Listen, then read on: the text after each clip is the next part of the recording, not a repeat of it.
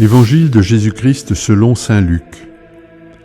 En ce temps-là, comme les foules s'amassaient, Jésus se mit à dire : « Cette génération est une génération mauvaise. Elle cherche un signe, mais en fait de signe, il ne lui sera donné que le signe de Jonas. Car Jonas a été un signe pour les habitants de Ninive. Il en sera de même avec le Fils de l'homme pour cette génération. Lors du jugement, la reine de Saba se dressera en même temps que les hommes de cette génération, et elle les condamnera. En effet, elle est venue des extrémités de la terre pour écouter la sagesse de Salomon, et il y a ici bien plus que Salomon. Lors du jugement, les habitants de Ninive se lèveront en même temps que cette génération, et ils la condamneront. En effet, ils se sont convertis en réponse à la proclamation faite par Jonas, et il y a ici bien plus que Jonas. Acclamons la parole de Dieu.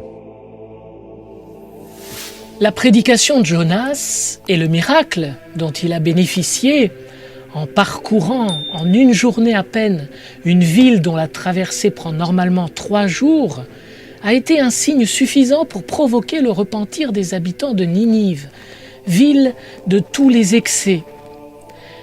Quand Jésus dit qu'il n'y aura pas d'autre signe que celui de Jonas pour susciter la conversion de cette génération mauvaise, qui s'étend jusqu'à la nôtre, il fait référence à sa parole vivante qu'il nous a transmise, ainsi qu'à sa mort et à sa résurrection, préfigurée par les 3 jours de Jonas dans le ventre de la baleine.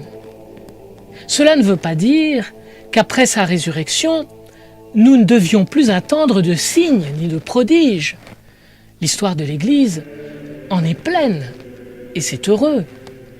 Mais cela veut dire que ces signes n'ont pas d'autre objet que de nous ramener au signe du Fils de l'homme. Jésus, venu dans la chair, crucifié et ressuscité. Alors, accueillons humblement les signes que Dieu nous donne dans sa miséricorde, et qu'il nous ramène au seul signe qui mérite tout notre amour, Jésus-Christ, venu dans la chair, crucifié pour nos péchés et vivant pour nous donner la vie éternelle.